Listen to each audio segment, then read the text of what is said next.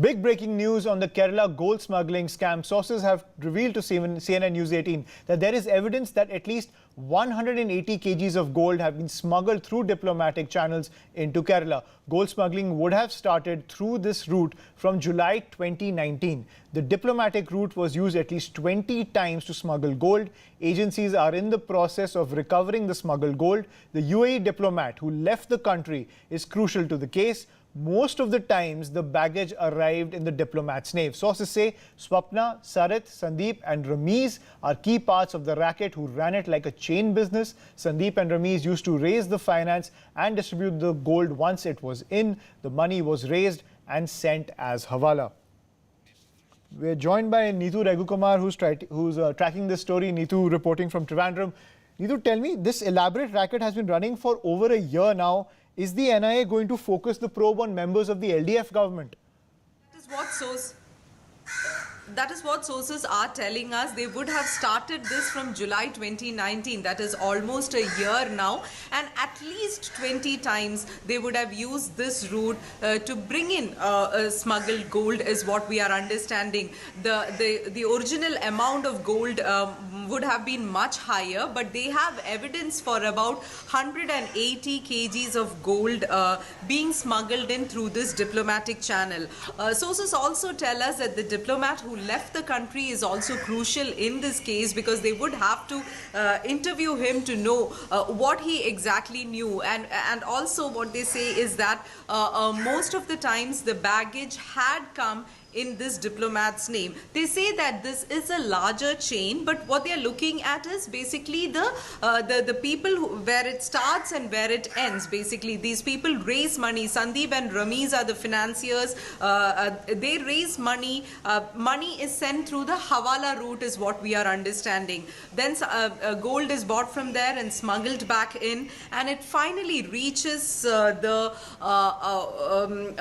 most of the times the jewelries is what we are understanding from our sources so far. Neetu, this could not have happened for the past 1 year without the connivance of the government in power. Now this clearly has given more ammunition to the opposition as well in the state. Any reaction coming in from the Pinarayi Vijayan government? See, we cannot for sure say that this couldn't have happened because this is a diplomatic route. The UAE consulate, the cargo is being sent to a person with diplomatic immunity in the UAE consulate, and it is coming through the international airport. So earlier itself, the Pinarayi Vijayan government or Pinarayi Vijayan himself has said that the airports are not under the control of the state government. So basically, what we are understanding is this whole route. We cannot for sure say that because the cargo has been coming to a UAE consulate, to a diplomat there. Neetu, I'm sorry, I have to butt in. We're joined by KJ Alphonse, Union Minister. Thank you for joining us on this story, sir. Your first reaction, this gold smuggling racket running for over a year in Kerala. I'm sure this has been going on for a very long time, and this is what I said right from the beginning. This is a massive racket. It's basically funding terrorism all across because this money which is realized through gold smuggling, it goes into gold jewelry shops, and basically Kerala at some point of time has been the hub of terrorism. Even those who were caught in Kashmir, they were trained in Kerala. So I'm sure this has got huge political nexus.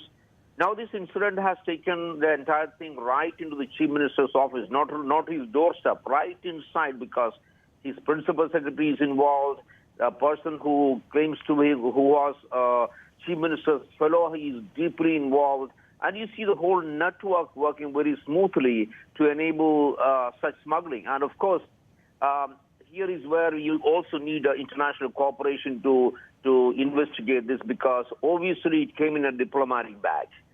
Obviously, it means connivance at some level from the country where it was sent, involvement of officials there.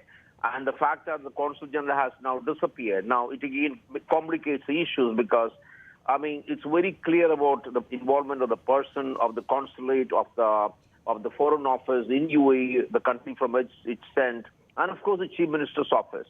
I mean, it's very, very clear.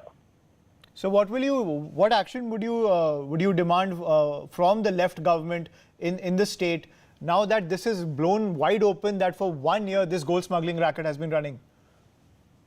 See, I think any chief minister's office, any chief minister, any party which has been involved in anti-national activities, funding terrorism, obviously I think there is no other choice other than to resign. I think he must quit.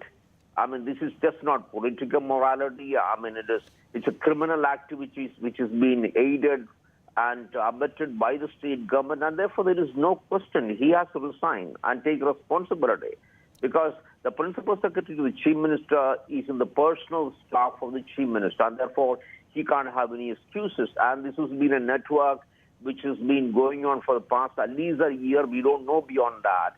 And another thing again, where does all this gold come from? I mean, you see, why is the state government not investigating?